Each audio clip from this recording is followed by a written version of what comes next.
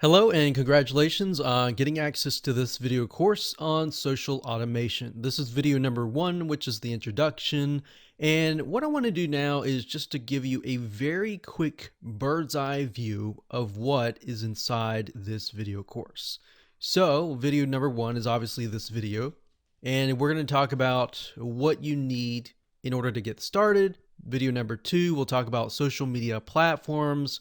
So even though this might sound a little basic, a lot of people have created so many different social media accounts that some will be relevant and of course some will be irrelevant. Now, the only way that you're going to know is to understand which platform is for what reason. And it'll make more sense in just a minute. Now, once you have a better understanding of the different social media platforms, we can move on to video number 3 and talk about which platform is best for your niche. So you will realize in just a second that some social media platforms don't really make sense for your customers to go to, whereas some other ones will really be relevant to your prospects and are places that your prospects naturally will want to hang out. So you're going to want to focus on those social media platforms. So what we're trying to do here is to help you gauge where to best spend your time. So that way you don't waste time, you spend it on what is actually going to make you profits. So video number 4, we'll take all that information and show you how to customize your game plan. Once you've customized it, then in video number 5, we'll talk about how you can map it out. So what we're going to do in that video is to visualize by mapping it out so that you can see, okay, what you need to do in order to automate the process. So in order to figure out how to do automation, you need to have a map. So imagine trying to get to a destination without a map, without a GPS, and you're just told to go here. So you're probably going to spend more time trying to find that location, right? But if you have a map and the GPS device tells you exactly where to go and the shortest route to go and the fastest route to go, then that's going to save you time, right? So that's why we're going to go through this specific step-by-step process. And that's why we've laid it out in this way, to save you time, to save you money, and to help you profit. And of course, last but not least, once you have mapped it out, we're going to talk about automation apps. There are many different apps out there that will allow you to automate your social media presence. So for example, you could say something like, if you posted something like an image, content to Facebook, then you could create automation apps that would copy that information to your Twitter, to your Instagram, and to other social media platforms as well. So that way, instead of manually having to go from Facebook, copy and paste, log into Instagram, copy and paste, go into WordPress, copy and paste, you set everything up once and everything else after that point will be automated. So we'll talk about that. We'll talk about free tools that are out there, and we'll talk about paid tools. And of course, video number 7, which is going to be the last video, we'll be talking about how to automate the whole process using one of the free apps that we discuss in video number 6. So this is absolutely free. You don't have to pay any money, and it's just as good of a quality compared to a lot of the paid apps out there. Now, there are different variations. There's little differences between them, which you'll see in just a minute in those videos. But for the most part, it can do the job really well. Okay, so let's talk about what you need. So we talked about that you need to figure out which social media platform your customers hang out the most.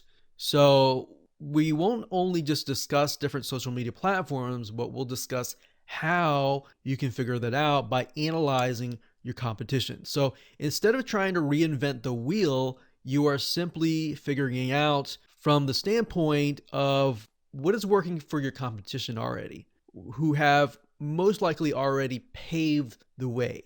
So based on that, you can figure out where your customers are hanging out. Make sense? Okay, so why? The purpose is so you don't waste time and you achieve the most conversions.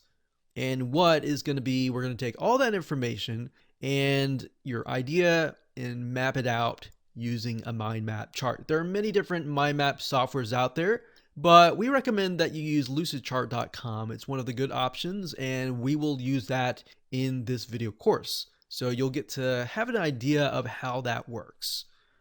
And but last but not least, we have the how, which is this course. All right, so let's move on to video number 2. Hello and welcome back. This is video number 2. And now we're going to talk about the basics of the different social media platforms that are out there and the different reasons why people use them. So knowing the reasons why people use certain social media platforms is crucial, because then you'll understand during the day what your prospects are actually using. So we have Facebook.com here, and Facebook.com is a place where people go to chat. Now, you can use Facebook.com as a means to host groups for your niche. You can have a Facebook fan page, and it's really a place where people go to socialize and create relationships. So it's not only just a place where they find friends, but it's also a place where they develop relationships. So that's really what Facebook is all about. So bear that in mind, that you can use a Facebook group. If you use a Facebook fan page, then you will need not only to automate the whole process, but you will need to have either someone or at least check once a day and respond to people on the platform. Whereas some other platforms, as you'll notice soon, that you won't really need to do that. So even if you're marketing something that is unrelated to maybe what their friends are interested in, it can work simply because people are there to build relationships. So if you're selling something related to, let's say, B2B, as long as the demographic is located on that site, and the focus is to build relationships, then this is the way to go. Now, you might think, well, 100% of different markets should be on social media like Facebook, but that might not be the case. So different niches, some people will be on Pinterest more than others, or some people will be on Facebook more than others. So in the next video, we'll discuss how to figure all that out. So just moving through here, the next up we have YouTube. So you'll find that a lot of people tend to go on their Facebook account in the morning. YouTube, on the other hand, is a place where people go to either get entertained, like instead of watching TV, they'll watch YouTube. And that's something that you'll notice, especially dependent on the generations. So different generations, and not to generalize or anything, but different generations, some will pay more attention to TV, whereas some will pay attention to YouTube. So for example, millennials and Generation Z, which is the generation that comes after the millennials, they tend to spend majority of their time, 92+% on YouTube. So they come here not really to build relationships, and yeah, they can build relationships, but for the most part, they're really here to watch the video, to learn how to do something like DIY, do-it-yourself niches, either to do that, to be entertained, and the relationship that they're building is really to you, who is the person talking in the video. So their goal here is not really to build relationships with each other. And that might happen along the way. But as you can see here, it's really about listening directly to the authority. So where you might think, okay, I have a DIY niche, I'm primarily going to use YouTube to show people how, but on Facebook, I'm going to be able to build a relationship with them. All right, hopefully that makes sense. Next up, we have Instagram. Instagram is primarily used as a platform where people will follow their celebrities, the people that they really look up to, and they want to learn what is happening from the day to day. So what is happening during their life? So Instagram, in a certain respect, is a place where people can get to know you as an authority in a deeper way. So what is happening during your day? Little things like, oh, I want to drink coffee or do this or do that. It's really a relationship. It's deeper relationship. So whereas YouTube is more of a how-to platform, Instagram is more of a one-on-one relationship building. Whereas Facebook, they can get to know each other. So within your community, that's what Facebook would be used for. Instagram, on the other hand, they're really just there to follow you as, in their eyes, the celebrity. So what is going on in your day? If you're running a business, what are things that you run into during your business? Or what are promotions that you have going on right now, and so forth.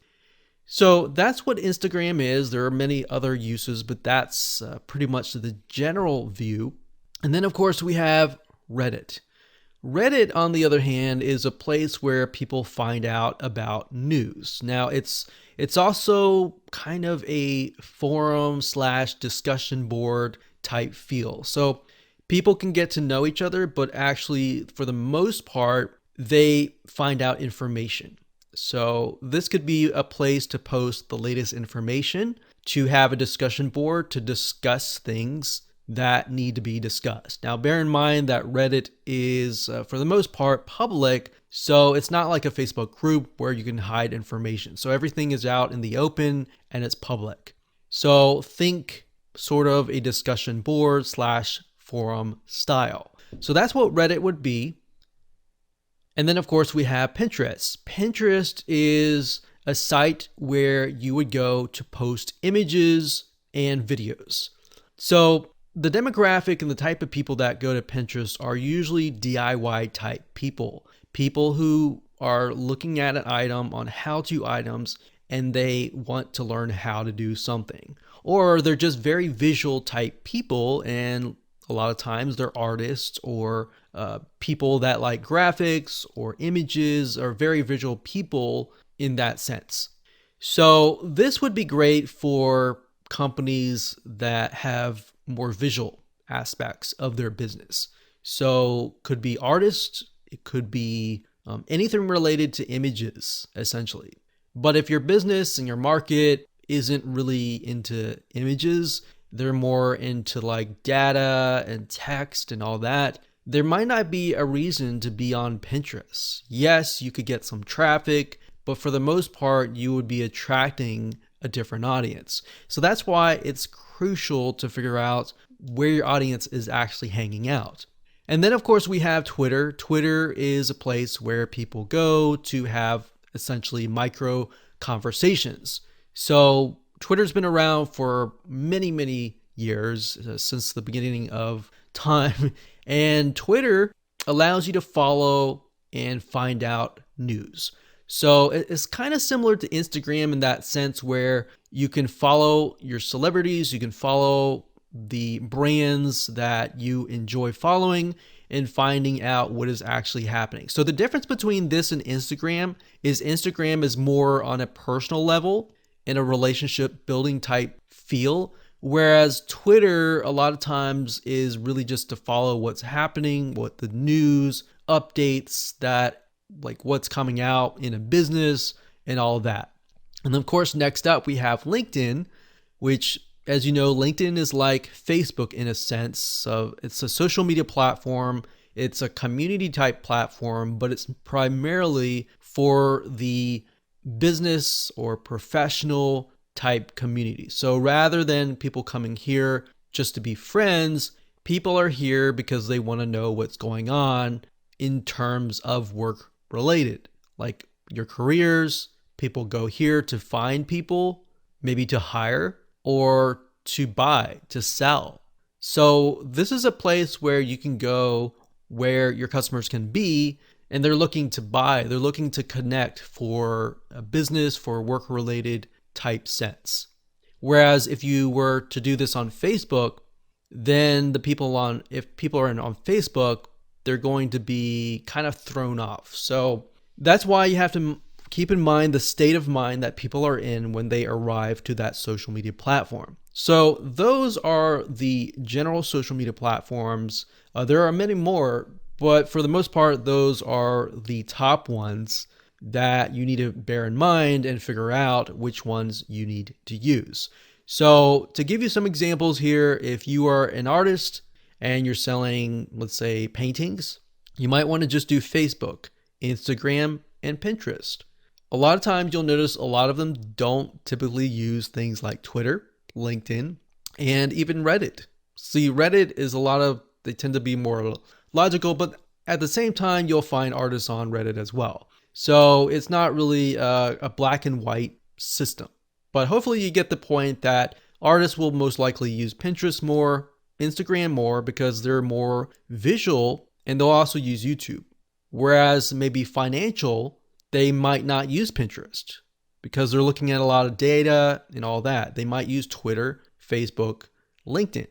So that's why instead of trying to do everything, you can focus on a handful of social media platforms that you are going to be really focusing on so that you can bring the most leads, prospects, and customers. All right, so with that said, let's move on to video number 3. Hello and welcome back. This is video number 3, and in this specific video, we are going to figure out the platforms that are going to be best for your niche. So in other words, instead of trying to reinvent the wheel and trying to guess at which social media platform is going to be where your customers are, we are simply going to spy on your competition. The best way to approach this is by going to magazines.com and looking for the top magazines or the top companies that are printing the magazines in your niche. Now, bear in mind that some niches are extremely specific to the point that you might not find a magazine. So let's go to the search bar here and type in, let's say, woodworking maybe. Woodworking. Let's see if they have any. So we have Woodworkers Journal, Fine Woodworking. Okay, so let's take a look at the Woodworkers Journal.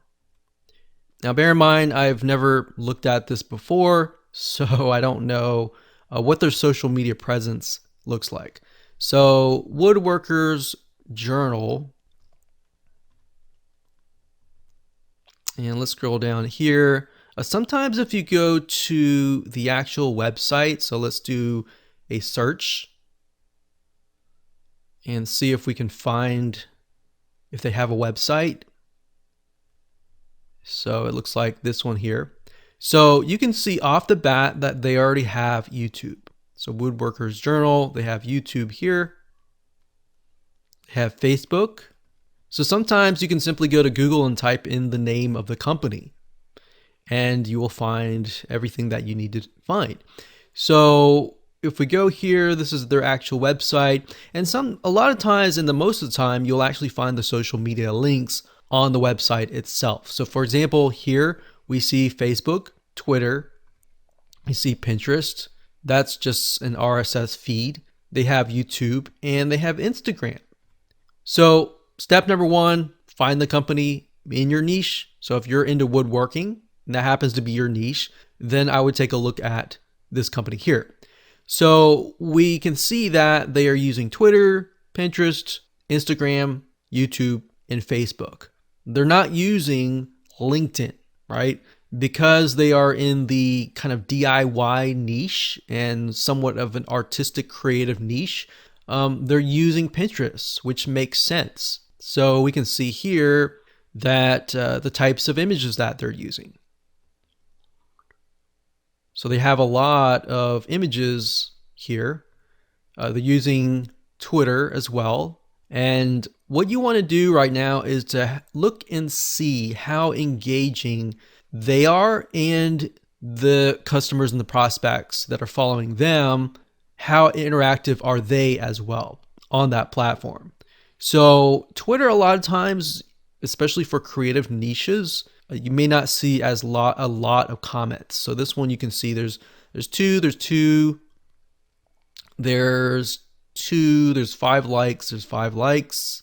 So not a whole lot of engagement, but having a platform like this would be good. So if we were to take a look at, let's say, YouTube, for example. So if we go here and we scroll down, we can see they have 165K subscribers. I'm going to just mute my computer here so we don't have to hear the audio. So if we take a look at one of these videos, and we'll just pause this video and scroll down. Remember, we're looking for engagement. So in this video, we see that this one has about 6 comments. And if we go back over here and maybe go under videos, and what I would do here is I would sort by the most popular because I want to see how engaged people are. So we're going to click this here. And we can see that this one has about 8,200 likes, 530 dislikes. And it doesn't matter dislikes, we're just looking for engagement here. So we see a good amount of comments and engagement on YouTube.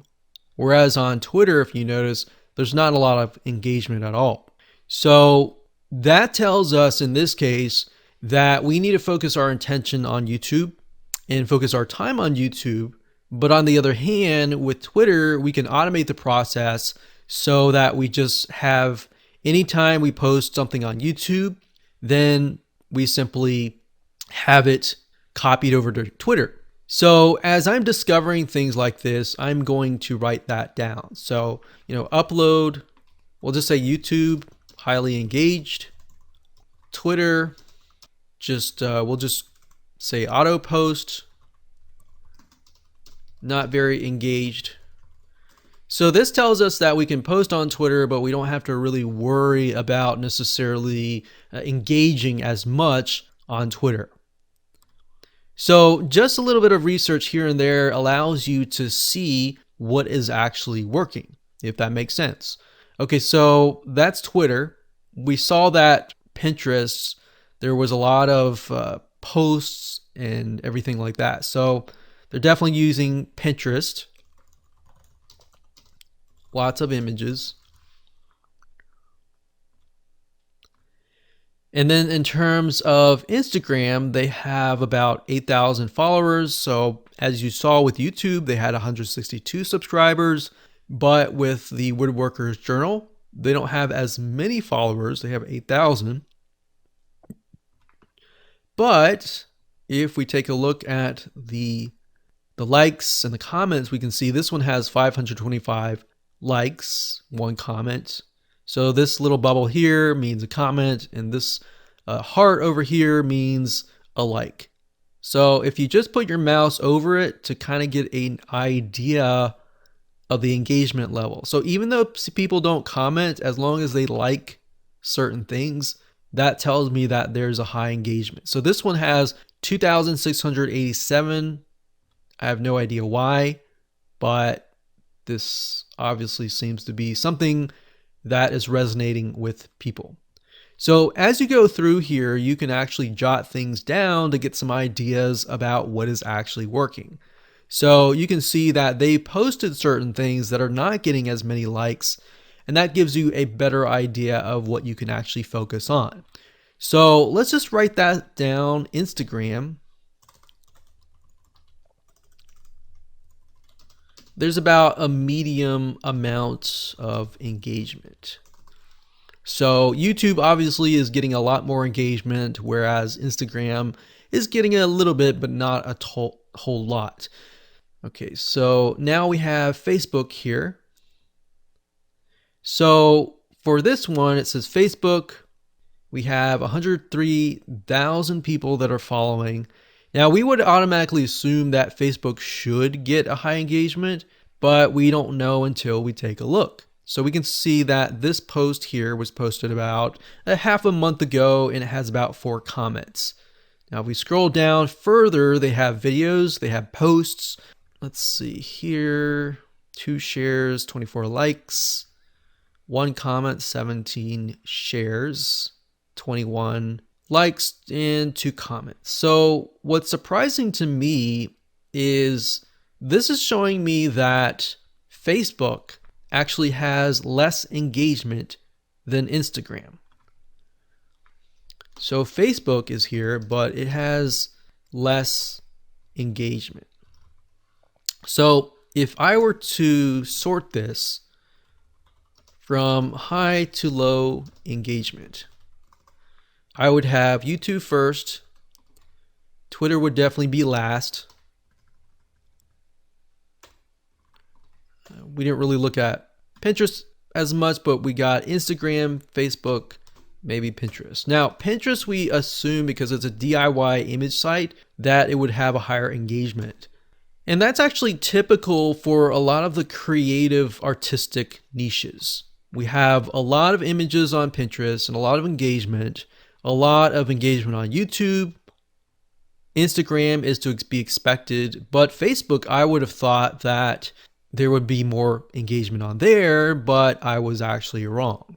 So this is why you can never assume anything. You have to do a little bit of research. So what I recommend that you do now is to simply do the same thing that I've done here and do some basic research and figure out what is actually working for different authorities in your niche. So that's what I would do, and that's how to do it. And as you can see, it's not complex at all, and you didn't have to use any paid tools as well. All right, so with that said, let's move on to the next video.